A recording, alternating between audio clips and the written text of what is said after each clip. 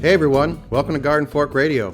A couple of things. If you would like to sign up for our email newsletter, you can send an email to news@gardenfork.tv, N-E-W-S, news@gardenfork.tv. You'll get an auto-response with a link to sign up, or come to the gardenfork.tv site, and there's a link right there on the main page to sign up for. And if you're listening through iTunes, or if you have an iTunes subscriber, would you consider writing a review for Garden Fork Radio or for Garden Fork TV? Appreciate that.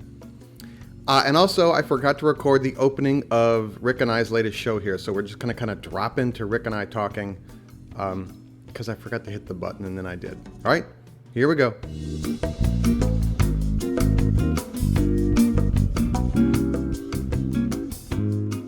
The dog biscuit video is not showing up on your site. No, I haven't posted it yet.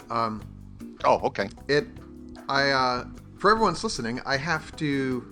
First, I load the video up onto... paying attention to that weird noise coming out of the back of the microphone here. I have to load it up onto YouTube and also onto our blip.tv servers. Mm-hmm. And then as it migrates through their system, it re-encodes it into a flash file or whatever they do. And then it's usually the next day that I post it onto the Garden Fork site. Okay. Well then, boy, do we have a video for you. Yeah. Yeah. Watch for it. Yeah. What people have been asking about, I posted a video a while ago that said, what would you like to see on Garden Fork? And people said more dog biscuit videos. So I was kind of experimenting. I mean, it's not like a great breakthrough, but I made a whole wheat oatmeal sweet potato dog biscuit. It sounded pretty good just for me. They kind of tasted like healthy crackers. Yeah. Which we really needed a slab of cheese on them, like some really rich what's that kind of gooey blue cheese? Oh, you mean like I don't know. Gorgonzola. Gorgonzola, yeah. Ding ding ding. Yeah. Yeah, you winner. The one of my dogs, Zeke, has really bad food allergies, and there's a company called Wellness, and you can buy their stuff in most big pet stores, and they sell different grades. They're different mixes. They have sweet potato and white fish. That's what we're feeding him now, and the idea is you give them a different protein and a different carbohydrate that they've never been exposed to. Yes, it's called a unique protein diet. Yeah, and so it very good. Ding ding ding ding. Ding ding ding ding. You got it all over me today.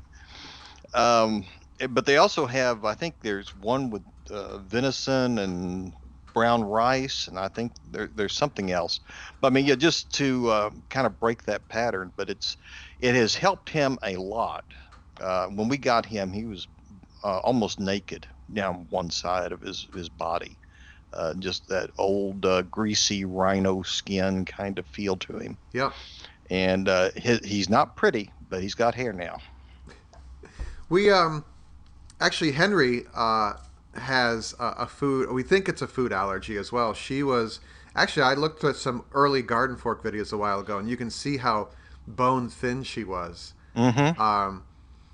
And we went to the Animal Medical Center in Manhattan, which is basically like the Mayo Clinic for dogs. Right.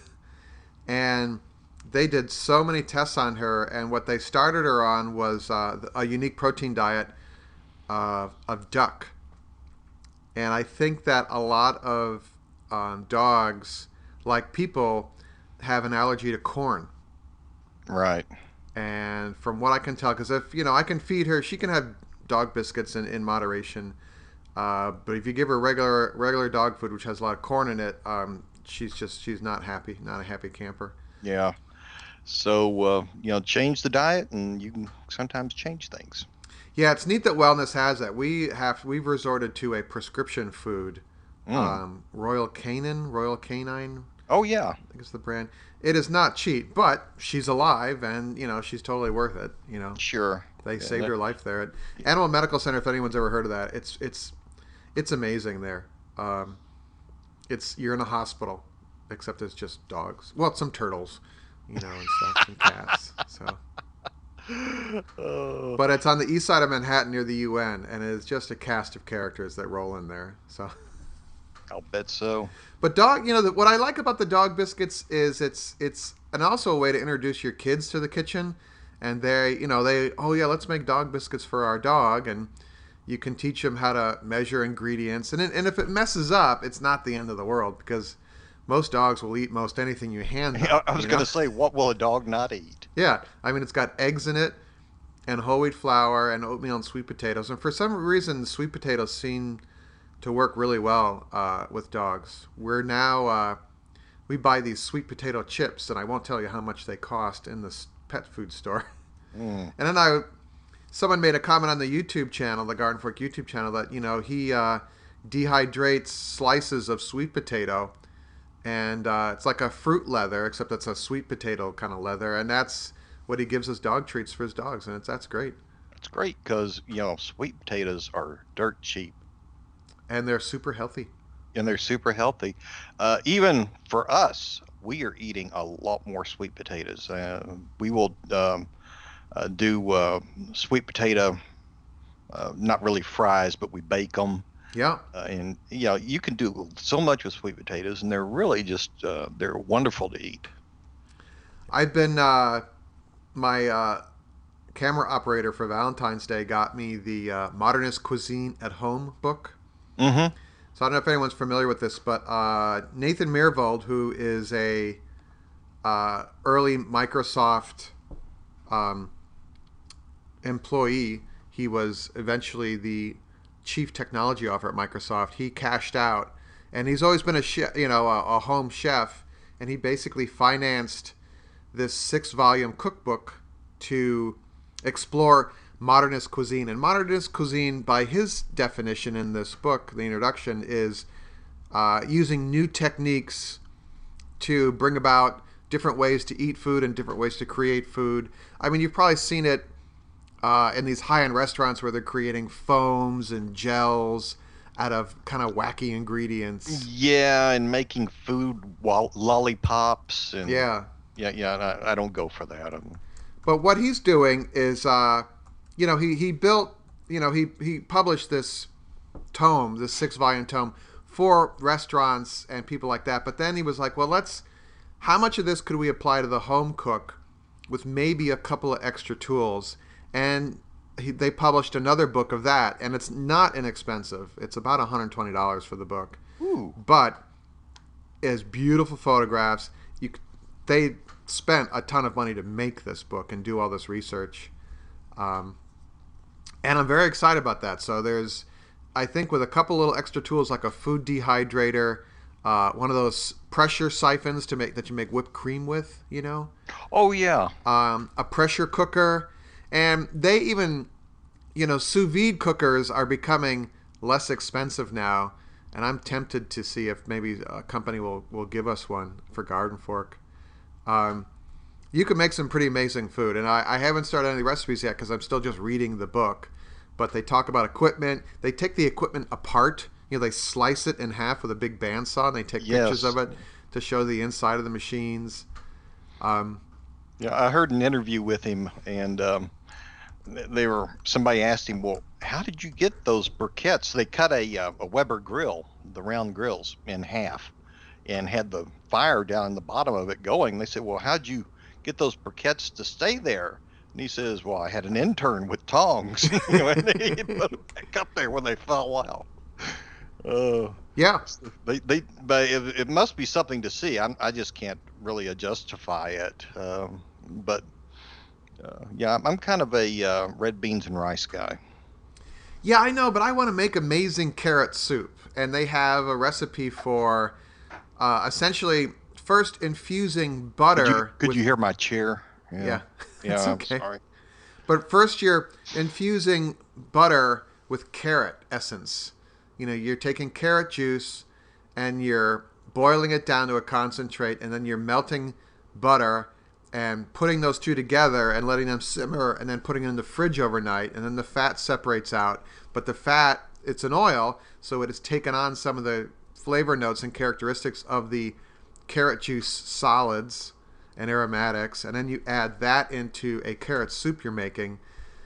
And on their website, the Modernist Cuisine website, they have a carrot juice using a carrot soup with these. They're using a centrifuge to make carrot soup, but they've simplified it so that the home cook using a pressure cooker and some techniques could make an amazing carrot soup. Because I have carrot soup and it's just kind of, you know, a lot of times. And I'm like, well, how could we make this really cool? You know, and it's the geek factor for me is amazing, you know, because there's a science there. There's a, wow, how could we hack this and make this, do it with this thing, you know?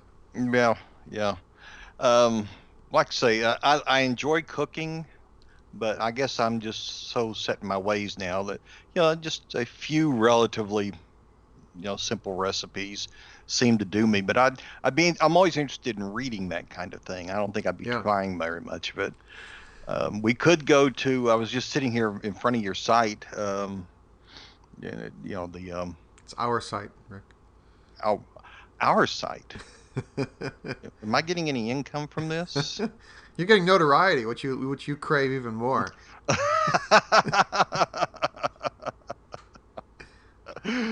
Or just notoriousness. But I see Territorial Seeds and that beautiful looking tomato right there. Yep. Absolutely beautiful. Yep.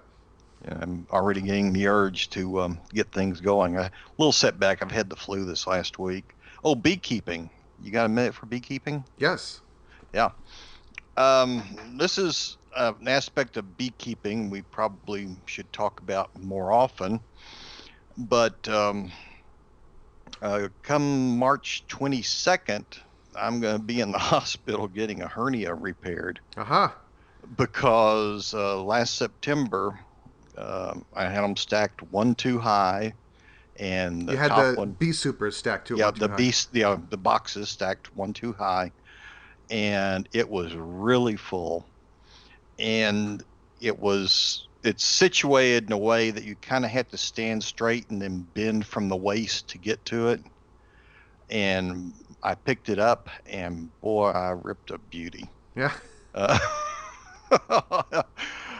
So I'll have a. Actually, it's not going to be too much of a scar. It's they do these laparoscopic. Yeah. So you can still wear your Speedo. Yeah, yeah. People will pay me not to wear a Speedo. But they repair it with some mesh, which I've been assured is not the mesh that's been in the news. Apparently, there's been some problems with some meshes, but this isn't the same thing. And then it will pull all that back in, hold it, essentially building a wall between the intestines and the abdomen wall. Yeah, that blows out. Yeah, and boy did it. But it's an occupational hazard for beekeepers, and I knew I was taking a chance when I tried to do that. And instead of calling she who must be obeyed, to put on a veil and come help me. Yeah. I said, no, here I am strong, and I tried it, and boy, I'm going to pay for it. Yeah, well, I really like your idea, and actually, Matt, Beekeeper Matt, another Garden Fork contributor too, likes your idea of putting those trunk handles on either side of a super. It makes it much easier to lift up everybody. Oh, yeah. I have no idea. Well, I guess so that they can ship the boxes easier or something. Yeah. Or it's just traditional the way they do it. Yeah, the handholds they cut into there, yeah. Yeah, but are those called dados or? I don't know. I don't know. I don't know what that's called when it's kind of sculpted into the side of a wall. But someone's yelling back at the radio right now and telling us the answer. So, apparently someone does that all the time. I was reading his comments on one of the videos. Or no, I guess it was the last podcast. Yeah. And he was saying, you two, I'm yelling at both of you, and sometimes you don't seem to hear what's going on. And I'm like, well, yeah. I mean, it's totally unscripted. You're trying to listen hard to make sure I keep you out of jail. And trying to keep the show moving and talk about topics, but we really don't put a lot of forethought sometimes. Maybe it shows. Yeah. I like to think of the spontaneity really Well, I thought last helps the week's show. episode was very interesting with the dashboard cameras.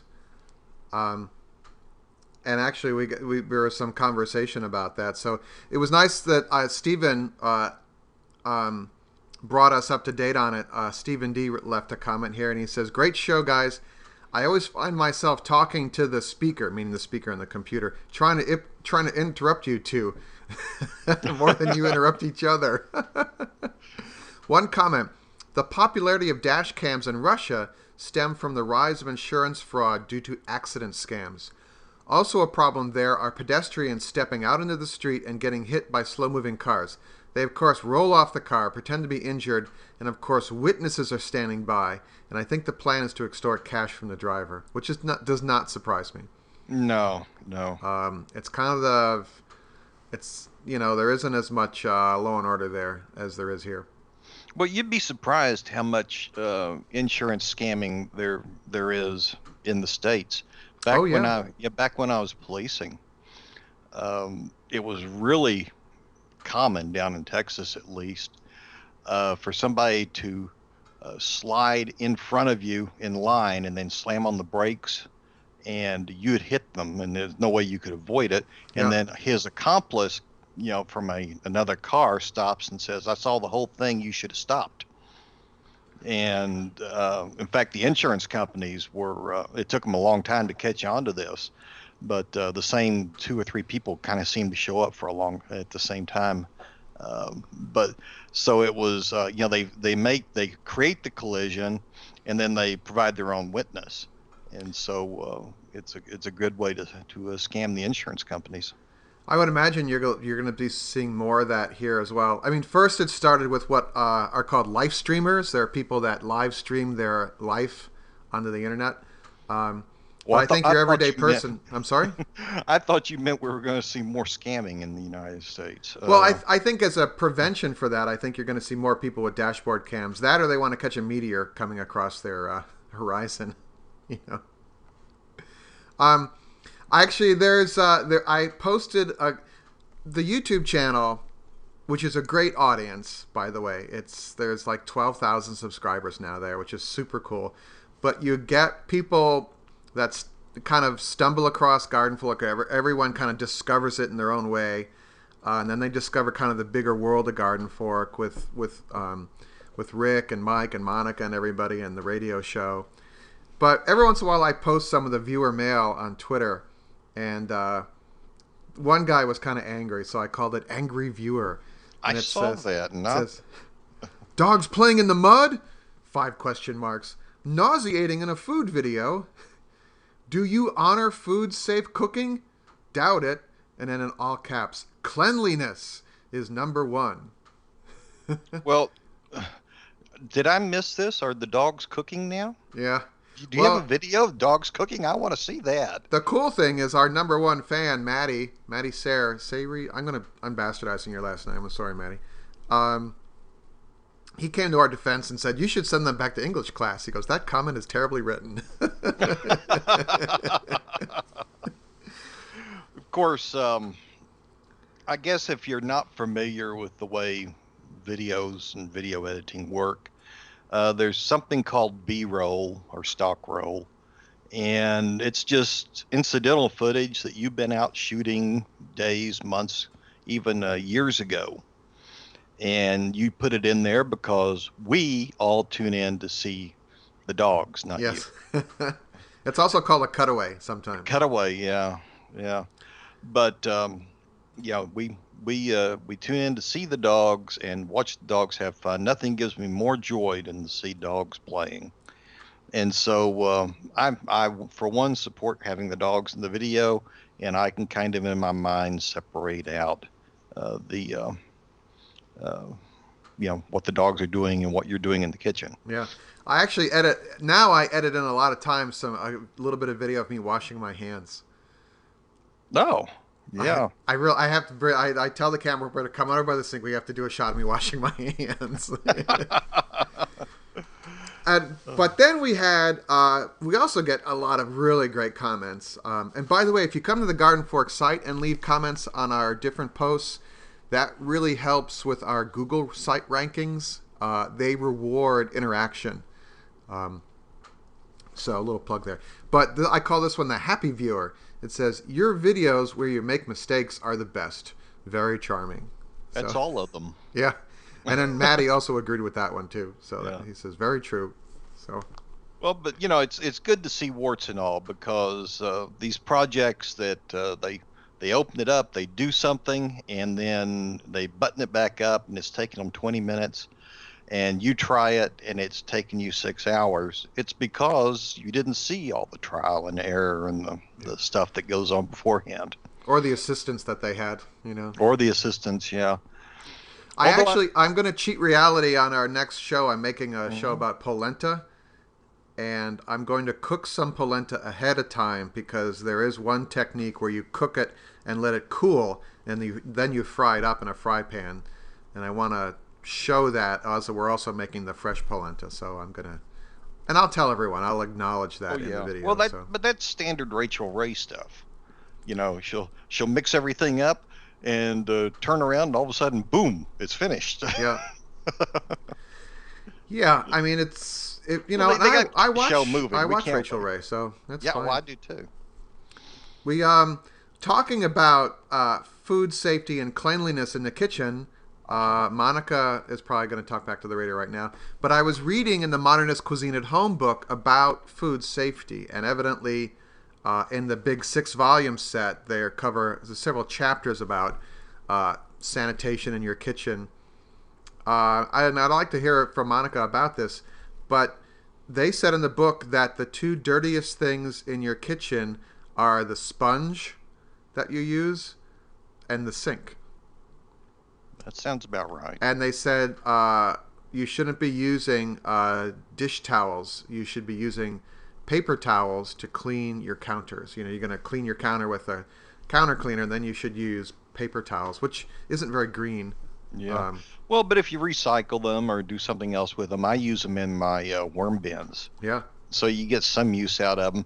But I'll tell you, Alton Brown's secret is you can go to the big box stores, blue or orange, and over in the paint section, they sell canisters of pop-up towels from one of the big outfits, I think Scott. Yeah.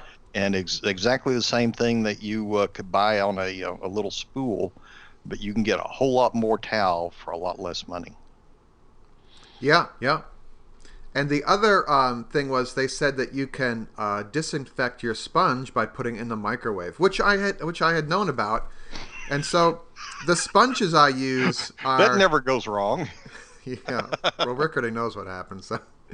The sponges I use are sponge on one side and some kind of a scrubby material. I think it's a nylon scrubber. I don't know if it's nylon, though. On the other side. So it's like for cleaning pots and stuff like that.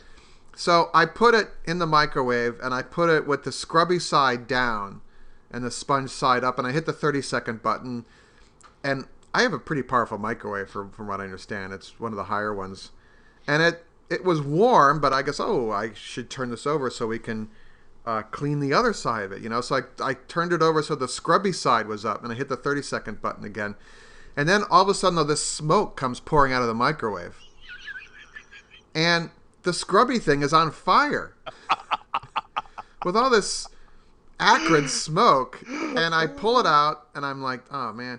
So I go put it out on the windowsill of the brownstone, and I shut the window, and then I realize it's burning out on the windowsill. And I'm like, one of the neighbors is going to call the fire department. So I poured water on it, and I got the fire out, the sponge fire. But the house stunk all day of burnt sponge material.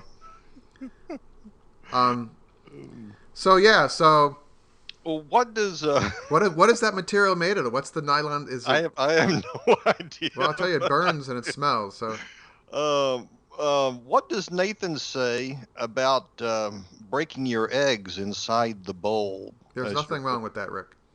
I can't believe that. Even Alton Brown says don't do that. I know. I did a faux pas with our dog treat video where instead of breaking I usually break the eggs on the countertop and then into a bowl or something, and I tap them on the inside of the bowl I was mixing.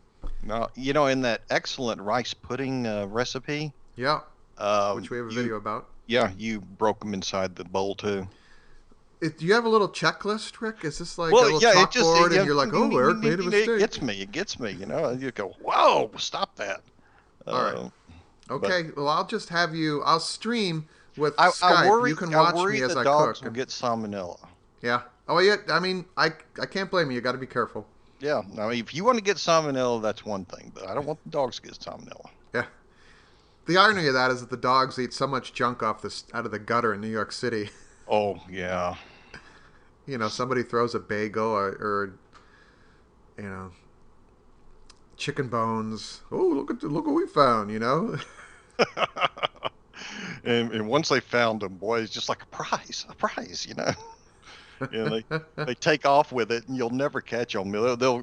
They can chew and swallow on the run. It's amazing. Oh, there's more viewer mail. A comment that kind of reminded me of a topic is it is time to tap our sugar maples here. We have a couple of videos about how to make maple syrup, and the one boiling the sap. Somebody asked, do you have to boil the jars to seal them, or can you just tighten them? Also, do you store them cold in a refrigerator? So in other words, when you're done making your maple syrup, how do you store them? And you can them, using canning, a hot water bath.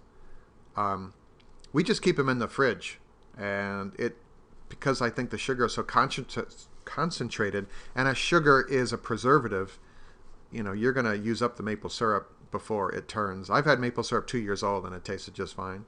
I'm sure. You can sometimes get a little bit of mold that floats on the top. It almost looks like kombucha, but you just can skim that off, and you're fine.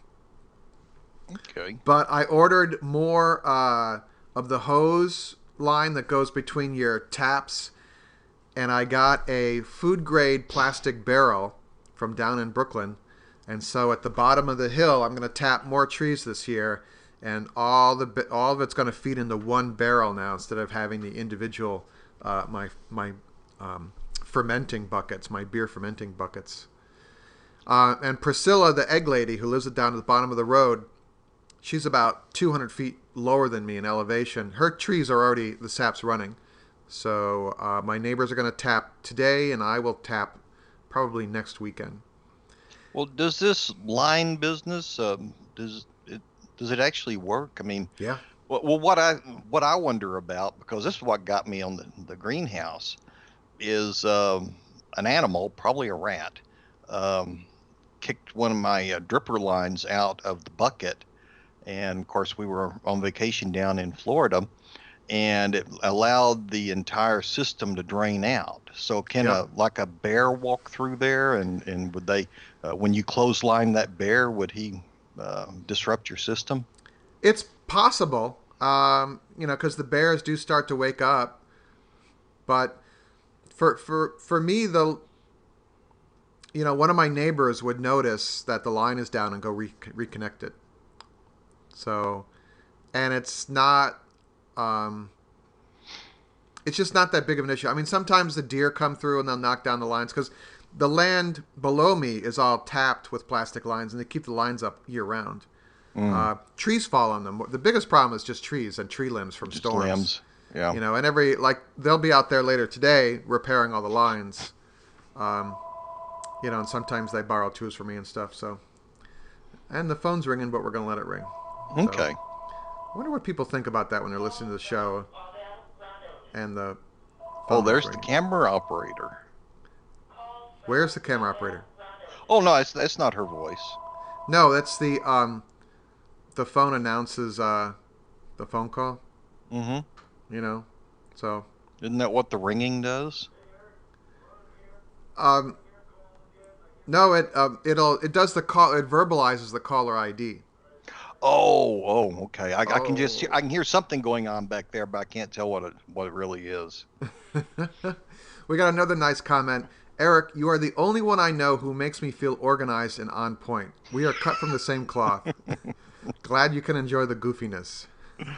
Oh, there was something else I was going to talk about, and I'm a little fuzzy right now. I That's all right. can't quite bring it up. Well, I want to throw a Uh, couple little plugs in. If you're listening on iTunes, or if you have an iTunes account, would you find Garden Fork there, specifically the radio show, and leave a review? And also, if you watch our videos, you can leave a review on the video.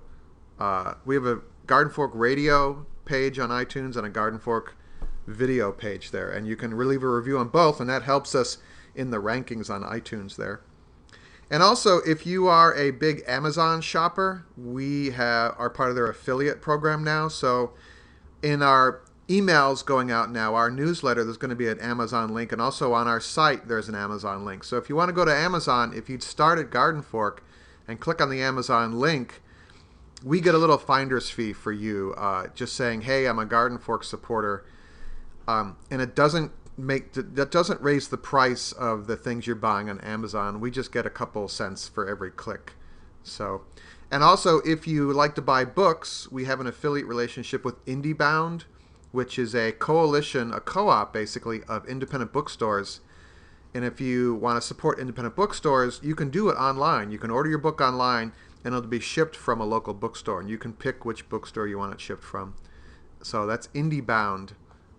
.org, and there's links on our site for that. And if you are interested in building tiny houses, the small house movement, there's some. We have an affiliate relationship with one of the guys that makes tiny house plans and videos, and I think the videos are quite good, and the plans. And there's an ad on our site as well, usually in the right-hand column for that. I'm going to be trying to be better at emails, and we're going to be including some affiliate links in every email, because it takes quite a bit of time to do all this, and we make a little bit of money on the ad revenue, and we make a little bit of money from the YouTube channel. But if you want to just throw us a bone, just click on a link if you're going to go shopping somewhere. That'd be great. oh, sounds good. Yeah. I remember what I was going to say. Do you know? Are you familiar with gamma lids?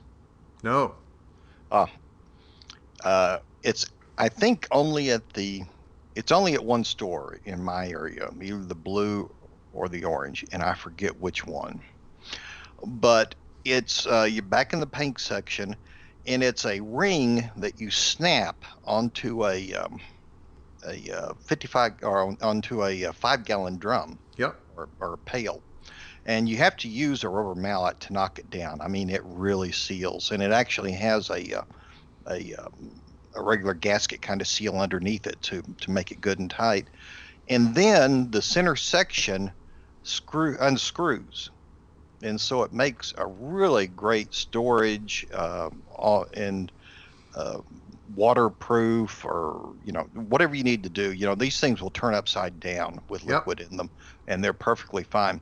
But what made me, and I love them, I got several of them, and it's a great way to go. I was amazed when I was at the greenhouse last, and I looked down, and rats, or raccoons, I'm not sure which, had chewed away the entire top, the entire gamma lid in the center to get into the fish food. Yep. And I didn't think they could do that. Now, they left the sides of the maybe bucket. It's something about being round and, the bucket, they can't quite get a grip on it or something. I don't know. But boy, they ate right through the gamma lid, and I didn't think they could do that. Yeah, I've seen I didn't know the name of them, but I've seen those lids, that it's basically a neat, it's a screw-on lid, because the 5-gallon bucket, when you put the lid on it, it has a friction fit with a gasket seal, and they're difficult to get back off again. But this allows you to basically screw in, it's a it's like a inverted screw cap, Right. But yeah, I mean, they are tenacious. Rats and raccoons and squirrels as well will chew into that stuff. Yeah. See, I don't know if you know, but I've kind of got an issue about rats. Damn rats. Yeah. Why they have to be rats? But I'm getting over it. But first thing I got to do is get this hernia repaired, and Yeah. then be able to be ready to get out in the bee yard and screw some handles onto the boxes that don't have them, which is stupid because I have the handles. I was just too damn lazy to put them on. Well, I mean, it's good you're having the hernia thing done, taken care of now, because right now beehives are fairly light. You know, a lot of their stores have been eaten up. So I'm actually going to put in some protein patties probably next week. It'll be warm enough to pop the hives, and I'll have a couple extra sugar cakes. But I found last year that one sugar cake per hive was enough. By the way, if you're thinking about keeping bees, you need to find a source for your bees fairly quickly, because the guy that I order nukes from is already sold out, and I imagine everyone else is starting to sell out as well. And if you can, always try to find somebody locally who's producing bees. Yep. Try not to bring up bees from other parts of the country. Or have them shipped by mail, which is awful. Or have them shipped by mail. But if you bring them up from another part of the country, you're just spreading bee diseases and parasites and whatnot that are not prevalent in the, I'll say, north of, say, Virginia. But you can cause yourself and your neighbors a lot of problems. Yeah, I mean, if you just go to a search engine and type in, your state and beekeeping association, or your county and beekeeping association, there's going to be someone there. It might take a couple emails or phone calls, but there's going to be someone nearby that can suggest to you where to get some bees, or they might want to make some splits from their hives, or they might want to mentor you. If you offer to help them for free, it's amazing how many people say, yeah, I'd love to help. Like, people come help Rick just because they all feel sorry for him. But, yeah. But there are people that's how I learned, is my friend of mine in another town was keeping bees, and I just said, I want to come tag along, So that's how I got into it. There you go. Yeah, see? But yeah, it really is a communal thing. Beekeeping, more than anything else, is watch one, learn one, do one kind of thing. Yeah. Yeah. All right, cool. So we should get going. Rick has things to do here. Yeah, Rick's gonna go collapse on the sofa. my dog Zeke, he's been with us 10 years now, and he's decided that I am the absolutely perfect dog, and it's taken him 10 years to make me that way. All I do is go to the bed, sleep, get up, drink a little water, go to the bathroom, go to the sofa, sleep, drink a little water, go to the bathroom, repeat. Isn't retired life great? Well, but this sickness right now is what's getting me. Right. Okay, well, listen, I have to zoom on to the sofa and see if I can't watch Big Bang Theory or something. All right, everyone. So we always like to hear from you. Eric at gardenfork.tv. All right, we'll see you. Okay, bye-bye. Garden Fork's theme music is used under license from uniquetracks.com.